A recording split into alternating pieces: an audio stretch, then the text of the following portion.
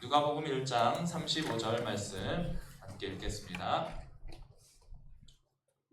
누가복음 1장 35절 우리 함께 읽어보겠습니다. 시작. 천사가 대답하여 이르되 성령이 내게 임하시고 지극히 높으신 이의 능력이 너를 덮으시리니 이러므로 나실 바 거룩한 이는 하나님의 아들이라 일컬어지리라. 아멘. 좀 운동을 좀 못했더니 다시 몸이 두꺼워지는 것 같아요. 그래서 자켓이 쪼이네요. 다시 좀 풀게요.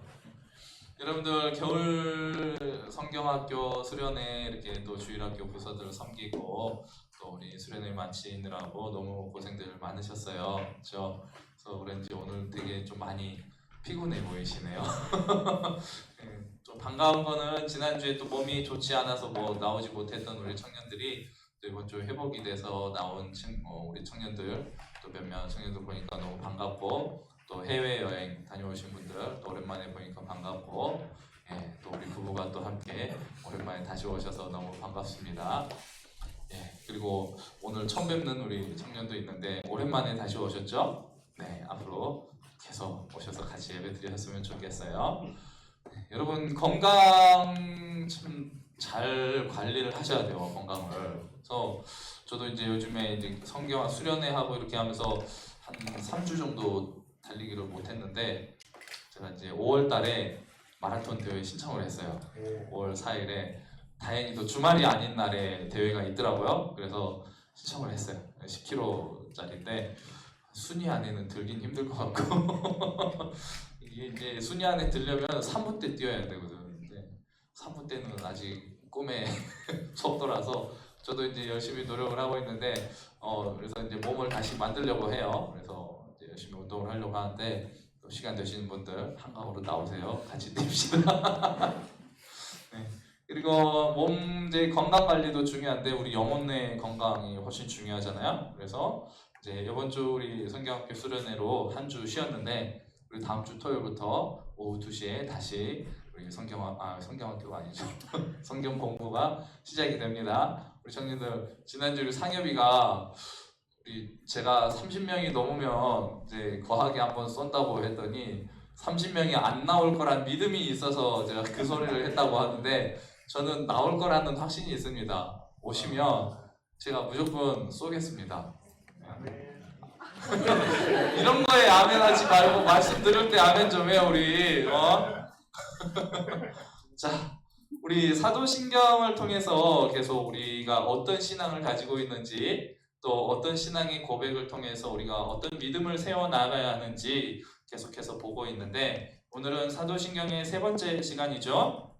첫 번째 시간에는 하나님 아버지, 성부 하나님에 대한 고백이었고 지난주에는 성자 예수님, 우리 주 예수, 그래서 예수님께서 우리의 주님이신 것에 우리가 초점을 맞춰서 함께 말씀을 나누었는데 오늘은 예수님에 대한 두 번째 고백입니다. 이는 성령으로 잉태하사 동정녀 마리아에게 나시고. 예수님에 대한 사도신경의 고백이 가장 길어요. 6개의 문장을 통해서 예수님에 대해서 6번에 대한 고백이 나옵니다. 오늘은 그 두 번째 고백인데 사도신경에서는 세 번째 고백이면서 예수님에 대해서는 두 번째 고백입니다. 이는 성령으로 잉태하사 동정녀 마리아에게 나시고, 다시 말해서 예수님의 태어나심, 나심의 방법과 그 예수님이 이 땅에 태어나신 것이 우리에게 어떤 의미가 있는지에 대한 고백이라고 볼 수가 있죠. 예수님의 성령 잉태, 우리는 아이를 낳을 때 어떻게 낳아요? 남자와 여자가 관계를 맺어서 정자와 낭자가 만나서 아이가 태어나죠. 그런데 예수님은 그런 과정이 아니고 성령을 통해서 잉태되신 분이다. 그런데 어떤 여자에게 한 번도 남자와 함께하지 않은 처녀, 동정녀에 대해서 성령이 그 여인을 덮으셔서 아이가 태어나게 되었다. 이것은 예수님의 두 가지 정체성을 우리에게 가르쳐 주는 것입니다. 첫 번째는 예수님이 동정녀, 여자의 몸을 빌어서 태어나셨기 때문에 완전한 인간이셨다라는 것에 대한 고백이고요. 그리고 성령을 통해서 잉태되셨기 때문에 완전한 하나님이시다라는 우리의 구세주이시며 우리 그리스도가 되신다라는 이 두 가지 의미를 가지고 있는 거예요. 세상의 대부분 사람들은 예수님이 성령을 통해서 잉태되셨다라는 사실을 받아들이지 않습니다. 사실로 받아들이지 않아요. 되게 대부분 허구적인 신화, 예수님을 신격화하기 위해서 지어내고 만들어진 이야기다. 이것은 상식적으로 있을 수 없는 일이다라고 주장을 많이 해요. 우리나라에도 그런 신화가 있죠. 예. 단군 신화에 등장하는 웅령, 곰이 100일 동안 동굴 속에서 마늘을 먹었더니 여자가 되었다. 가능합니까? 예. 가당키 나옵니까? 그런데 우리는 그게 우리의 신화, 대한민국이 이렇게 일어나게 된 신화다라고 우리는 믿는 사람들이 있어요. 또 어떤 한 가지 또 있죠. 박혁거세, 알에서 태어난 박혁거세.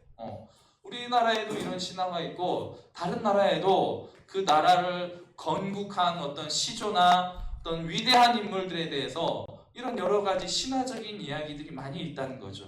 예수님의 성령 탄생도 마치 그런 신화의 일종에 불과하다.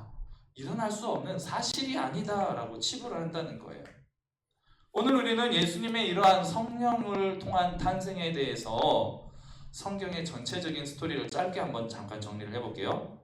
어느 날 마리아에게 한 천사가 찾아옵니다. 남자와 한 번도 잠자리를 갖지 않았던 그녀에게 네가 아들을 낳게 될 거야 라고 천사가 이야기를 해요. 누가복음 1장 31절에 보라 네가 잉태하여 아들을 낳으리니 그 이름을 예수라 하리라. 하지만 마리아는 상식이 있는 여자죠. 아이를 낳기 위해서는 남자와 관계를 가져야지만이 아이를 낳을 수 있다는 사실, 자연 법칙이고 진리예요. 이 사실을 너무나 잘 알고 있었던 마리아는 천사의 이야기를 듣고 당황스러워서 천사에게 다시 물어봅니다. 누가복음 1장 34절에 마리아가 천사에게 말하되 나는 남자를 알지 못하니 어찌 이 일이 있으리까? 천사는 남녀와 관계가 아닌 성령의 임재를 통한 능력의 역사로 이 일이 일어나게 될 것이라는 것을 가르쳐주죠. 누가복음 1장 35절이에요. 천사가 대답하여 이르되 성령이 내게 임하시고 지극히 높으신 이의 능력이 너를 어떻게 하라? 덮으시리니 이러므로 나실 바 거룩한 이는 하나님의 아들이라 일컬어지리라. 성령이 그 여인을 덮으시니 그 여인이 아이를 잉태하게 되었다. 하나님의 아들을 잉태하게 되었다는 거죠. 마리아는 이성적으로 자신의 지성으로는 이 일을 이해할 수 없었지만 하나님의 전능하심에 대한 믿음이 있어서 그 하나님을 믿는 믿음으로 천사의 이 말을 받아들입니다. 누가복음 1장 38절 마리아가 이르되 주의 여종이니 말씀대로 내게 이루어지리라 하며 천사가 떠나가니라. 하지만 이런 약혼자의 임신 사실을 누가 알게 됐어요? 요셉이 나중에 알게 됩니다. 그래서 요셉도 매우 당황스러워하죠. 내 아이가 아닌, 내 아들이 아닌 누군가 다른 남자의 아이를 임신한 약혼녀, 불륜이라고 의심할 수밖에 없는 상황이죠. 그래서 요셉은 이 여인을 원래는 어떻게 해야 되냐면은 돌로 쳐 죽이거나 불로 태워 죽일 수 있는 상황이에요. 약혼하기 전에 불륜을 통해서 아이를 생겼다. 그런데 요셉은 의로운 사람이다라고 성경은 기록합니다. 그래서 그런 의로운 사람이어서 그냥 공의와 정의만을 행해서 이거를 형으로 집행하는 사람이 아니고 여기서 말하는 의로운 사람이라는 것은 따뜻한 사랑이 있었다는 거예요. 그래서 마태복음 1장 19절은 그의 남편 요셉은 의로운 사람이라 그를 드러내지 아니하고 가만히 끊고자 하여 여인을 이렇게 매도하고 쳐서 죽이려고 한 게 아니라 가만히 끊어내려고 했다는 거죠. 그때 요셉의 꿈에 천사가 또 나타납니다. 너의 약혼녀 마리아가 처녀의 상태다. 단 한 번도 남자를 가까이에서 아이를 임신한 게 아니다 라는 사실을 알려주고 이게 불륜에 의해서 다른 남자에 의해서 생긴 아이가 아니고 성령에 의한 것이다 라는 것을 가르쳐줍니다. 마태복음 1장 20절이에요. 이 일을 생각할 때 주의 사자가 현몽하여 이르되 다윗의 자손 요셉아 내 아내 마리아 데려오기를 무서워하지 말라. 그에게 잉태된 자는 성령으로 된 것이라. 그리고 이런 놀라운 일이 마리아와 요셉에게 일어나는 것은 하나님의 특별한 의도와 목적으로 성경이 예언한 일을 이루기 위함이라고 성경은 우리에게 가르쳐주고 있습니다. 마태복음 1장 21절 보면 이 모든 일이 된 것은 주께서 선지자로 하신 말씀을 이루려 하심이니. 그리고 요셉은 마리아가 예수님을 낳을 때까지 마리아와 함께 잠자리를 하지 않게 됩니다. 마태복음 1장 25절 아들을 낳기까지 동침하지 아니하더니 그리고 때가 차서 천사의 예고대로 마리아가 10달의 임신 기간을 통해서 아이를 출산을 하게 됩니다. 누가복음 1장 2장 7절이죠. 첫 아들을 낳아 강포로 싸서 그 위에 뉘었으니 이는 여관에 있을 곳이 없음이로라. 예수님을 믿는 우리 성도는요, 인류의 구세주로 오신 예수님이 이런 일련의 과정들을 통해서 세상에 오셨다는 것을 사실로 받아들이는 사람입니다. 사실로 믿는 사람입니다. 단지 그냥 우리가 이 교회를 다니기 때문에 우리의 믿음을 어떻게 신격화하고 더 성스러운 것으로 하기 위한 어떤 한 신화의 일종으로 예수님의 탄생을 받아들이는 게 아니고 성령으로 잉태된 예수님의 탄생에 대해서 사실로 우리가 받아들인다는 거예요. 성자 하나님이 성령으로 잉태되어서 동정녀 마리아에게서 그리스도로 구세주로 나심을 일컬어 우리는 성육신이라고 표현을 합니다. 거룩한 하나님이 우리의 육신을 입고 이 세상에 오셨다라는 거죠. 중요한 것은 예수님의 성육신에 대한 믿음이 있느냐 하는 것입니다. 그리고 성육신이 우리의 믿음에 어떤 의미가 있는가 하는 거죠. 전능하신 하나님이 구세주로 이 땅에 오실 때에 화려하고 전능한 하나님의 신의 모습으로 나타나지 않으시고 굳이 인간의 몸으로 이 땅에 잉태되셔서 임신의 10달의 기간을 거치시고 그리고 성장의 기간을 보내는 방법을 택하신 이유가 뭘까요? 그에 대한 답으로 몇 가지 우리가 함께 생각을 해볼 수가 있는데, 첫 번째로는 예수님의 성령 잉태와 그리고 동정녀 탄생의 이 성육신 사건은 그리스도에 대한 구약의 예언을 이루기 위함이라는 것이죠. 이사야 선지자는 예수님이 탄생하시기 700여 년 전에 이미 그리스도가 처녀를 통해 잉태되고 나실 것을 예언을 했습니다.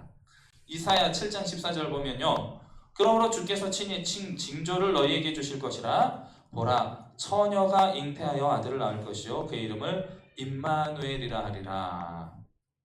처녀가 잉태해서 아들을 낳는데 임마누엘이라 하리라. 임마누엘이 무슨 뜻입니까? 하나님이 우리와 함께 하신다. 처녀가 낳아서 아들을 낳게 되는데 그 아들이 임마누엘이, 하나님이 우리와 함께 하신다.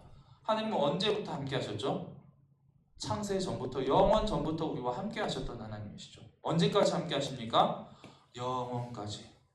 태초부터 영원까지 쭉 함께 하신 그 임마누엘의 하나님이 여자의 몸을 입고 이 땅에 오실 것이다 라는 것을 예언한 말씀이죠. 또한 우리의 구원자이시며 중보자이시며 메시아이시며 그리스도가 되시는 역사 안에서 이 예수님이 어느 한 날에 태어남에서부터 그 존재가 시작되어진 그런 피조물이 아니고, 태어남으로 세상의 인간의 몸을 가지고 태어나서부터 예수님이라는 존재가 시작되어진 게 아니고 영원부터 존재하시는 하나님이시라는 것을 예언을 하고 있다는 거예요. 이사야서 9장 6절입니다.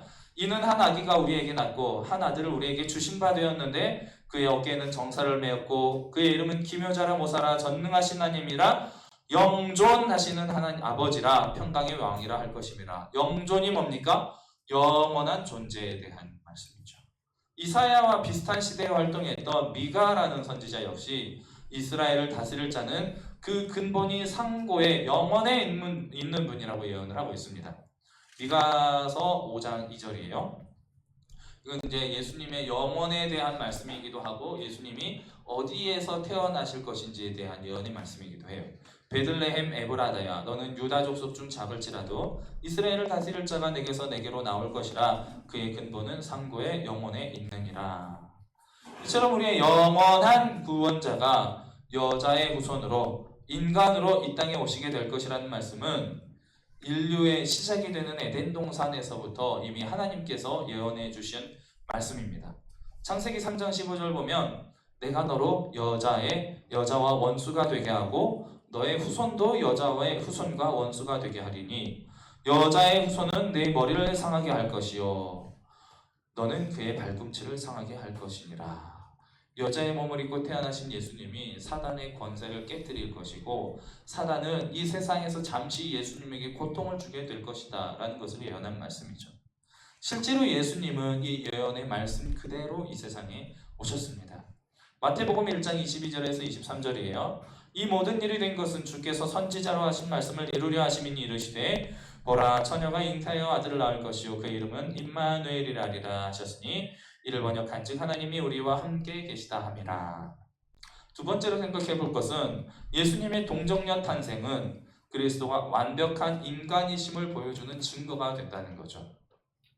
우리를 죄에서 구원할 인류의 대표로서의 구세주는 인간이 아니면 할 수 없는 일이죠.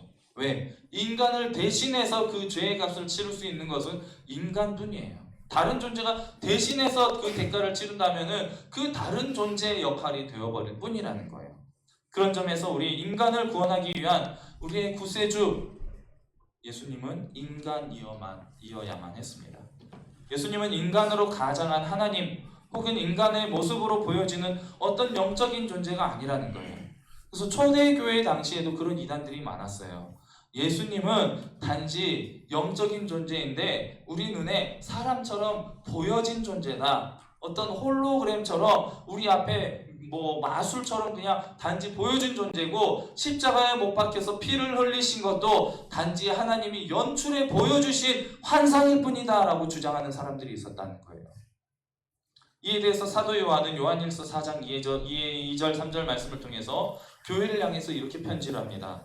이로써 너희가 하나님의 영을 알지니 곧 예수 그리스도께서 육체로 오신 것을 시인하는 영마다 하나님께 속한 것이요 예수를 시인하지 아니하는 영마다 하나님께 속한 것이 아니니 이것이 곧 적그리스도의 영이니라 오리라 한 말을 너희가 들었거니와 지금 벌써 세상에 있느니라. 예수님이 완전한 인간으로 이 세상에 오셨다는 것을 부인하는 사람은 하나님께 속하지 않은 사람이다 라는 거예요. 세 번째는요, 예수님의 성령 잉태는요 그리스도께서 또한 완전한 하나님이시다는 것을 보여주는 증거가 됩니다. 아담으로부터 죄를 유전적으로 물려받게 된 우리는 우리 안에 존재하는 죄성을 분명하게 알고 있어요. 우리는 본능적으로 내가 죄인이라는 것을 알고 있습니다. 하지만 대부분의 사람들은 자신의 죄성을 애써 부인하고 부정하죠. 그리고 나는 선한 사람이다, 나는 착한 사람이다, 나는 의로운 사람이다 스스로를 포장하고 이렇게 가장된 모습으로 살아가고 있다는 거예요. 그러면서 우리는 선한 본성을 가지고 있으니 올바른 교육과 올바른 환경 안에서 자라면 누구나 선한 인간으로 자라날 수 있다. 그리고 우리는 선한 영향력을 가지고 이 세상을 아름답게 변화시켜 나아갈 수 있다라고 주장을 하고 수많은 사람들이 연구하고 공부하며 또 실천하며 그렇게 세상을 바꿔보려고 해요. 하지만 세상이 변화됩니까? 아무리 훌륭한 교육과 아무리 좋은 시스템도 한 세대 이상 절대 가지 않아요. 두 세대, 세 세대 지나가면 다시 타락한 본성으로 돌아갑니다. 그리고요, 인간이 아무리 올바른 교육과 좋은 환경에서 자라났어도 그에게 어려운 환경이 주어지고요, 또 다른 사람이 성격이 변할 여러 환경과 요인들이 주어지면 그 악한 본성이 튀어나오는 게 우리 인간이라는 존재라는 거예요. 인간의 자연적인 출생을 통해 태어난 모든 인류가 죄 가운데 있다는 사실을 다윗은 시편 5편 1절 15절 말씀을 통해서 이렇게 표현합니다. 내가 죄악 중에서 출생하였으며 어머니가 죄 중에서 나를 잉태하였나이다. 사도 바울 역시 로마서 3장 10절 말씀을 통해서 이렇게 기록합니다. 기록된 바 의인은 없나니 하나도 없으며. 자연적인 남자와 여자의 관계를 통해서 출생한 아이들은 모두가 죄 아래 있다는 거예요. 모두가 죄 아래에서 태어나게 되었다는 거예요. 하지만 예수님은 성령으로 잉태되었고 출생하신 성자 하나님이십니다. 아담에게로부터 모든 인류가 유전적으로 물려받게 된 그 죄의 본성, 또 그 죄의 본성으로 인해 가지게 된 전 인격적인 오염, 이게 없는 분이라는 사실입니다. 그렇기 때문에 예수님은 죄를 속할 속죄도 필요 없는 분이시고 또 완전하게 거룩하게 점점 변화되어가는 성화의 과정도 필요가 없는 분이라는 거예요. 왜? 죄가 없으시기 때문에 완전하신 분이고 하나님이시기 때문에 온전하게 의롭고 공의로우신 분이시라는 거예요. 성화는 누가 밟아나가는 거예요? 이제 예수님을 믿어서 죄의 본성을 가지고 있는 인간이 영화의 단계에 이르기 위해서, 거룩해지기 위해서 예수님을 닮아가는 과정이 성화 아닙니까? 예수님에게는 조금씩 착해져갈 필요가 없었다는 거죠. 처음부터 완전한 하나님이시기 때문에. 예수님은 어느 시점에 의를 행함으로써, 어떤 공의를 행함으로 인해서, 또 어떤 특별한 사건을 통해서 하나님의 아들로 인정을 받게 된 분이 아니에요. 이 세상에 인간으로 태어나셔서 어떤 계기가 주어져서 40일 금식 기도를 마치고 사탄의 시험을 물리치셨기 때문에 하나님의 아들로 인정받은 게 아니라는 거예요. 이전부터 예수님은 완전한 하나님이셨다는 거죠. 그 본질 자체가 하나님이시며 하나님의 유일한 독생자 아들이라는 사실입니다. 골로새서 1장 15절에서 17절 이렇게 말씀하고 있어요. 그는 보이지 아니하는 하나님의 형상이요 모든 피조물보다 먼저 나신 이시니 만물이 그에게서 창조되되 하늘과 땅에서 보이는 것들과 보이지 않는 것들과 혹은 왕권들과 주권들이나 통치자들이나 권세들이나 만물이 다 그로 말미암고 그를 위하여 창조되었고 또한 그가 만물보다 먼저 계시고 만물이 그 안에 함께 섰느니라. 예수님에 대한 표현이죠. 죄 가운데 태어난 인간은 하나님 앞에서 범죄한 인류의 죄의 문제를 해결할 수가 없습니다. 그 누구도, 그 어떤 사람도 우리 인간의 죄를 해결할 수 있는 인간은 아무도 없어요. 그리고 이 세상에서 살아가는 동안 영화의 단계에 이를 수 있는 사람도 아무도 없어요. 오직 예수님 한 분뿐이에요. 그런데 천주교에서는, 가톨릭에서는 성자들을 너무나 많이 이야기를 합니다. 이 카톨릭에서 말하는 성자들이 어떤 사람들이에요? 자기 자신을 구원할 수 있는 능력을 가진 사람이라는 거예요. 스스로 자기 자신을 구원할 공덕을 쌓았다는 거예요.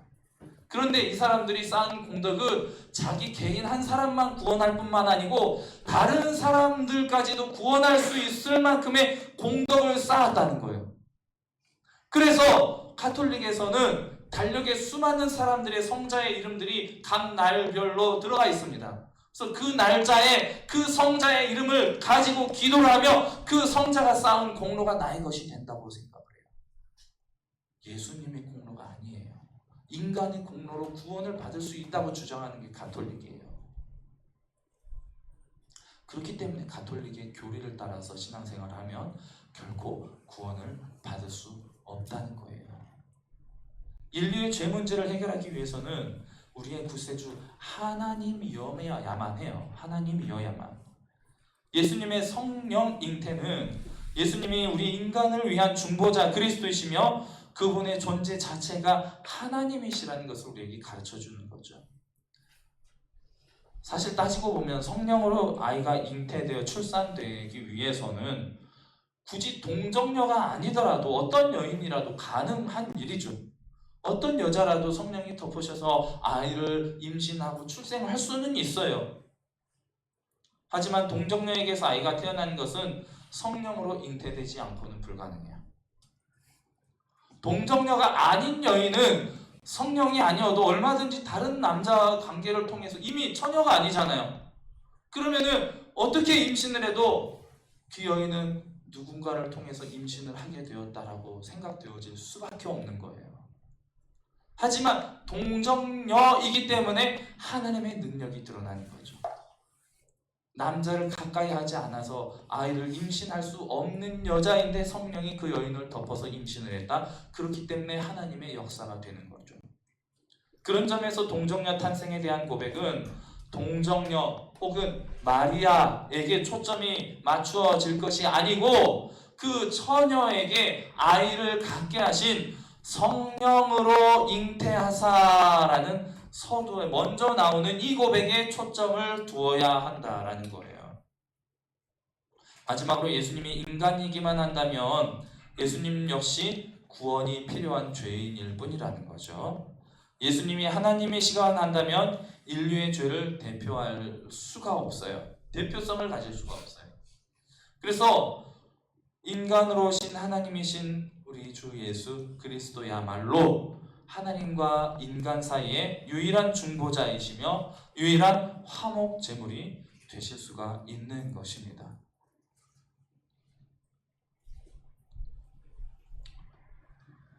성령으로 잉태하사 동정녀 마리아에게 나시고 라는 이 고백은요, 예수님이 완전한 인간이시며 완전한 하나님이라는 사실을 우리에게 가르쳐주는 거예요.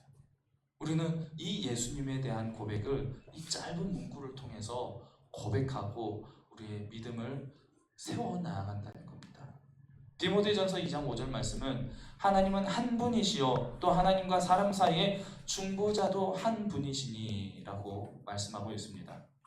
인류의 구원은요, 사람의 일반적인 상식과 행위 안에서는 절대로 이루어질 수 없는 일입니다.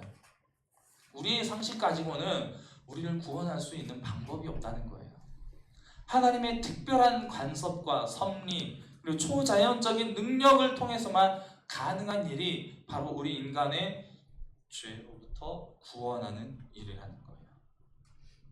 이게 아니면 우리 인간의 죄는 절대로 구원받을 수 없을 만큼 너무나 그 죄가 깊고 악하다는 거예요. 우리는 예수 그리스도의 성령 잉태 그리고 동정녀 탄생을 믿지 못하겠다고 내 상식에서 내 기준에서 이해가 되지 않으니 믿지 못하겠다고 거부하고 신화로 치부할 것이 아니라 이렇게까지 놀라운 기적을 통하여서 우리를 구원의 길로 인도해 주신 하나님의 은혜에, 하나님의 그 사랑에 감사해야 할 것입니다.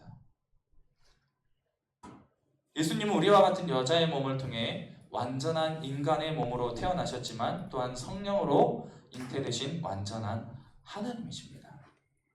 예수님이 완전한 인간이시자 또한 완전한 하나님이시기 때문에 우리의 중보자, 유일한 중보자가 되실 수가 있는 거예요.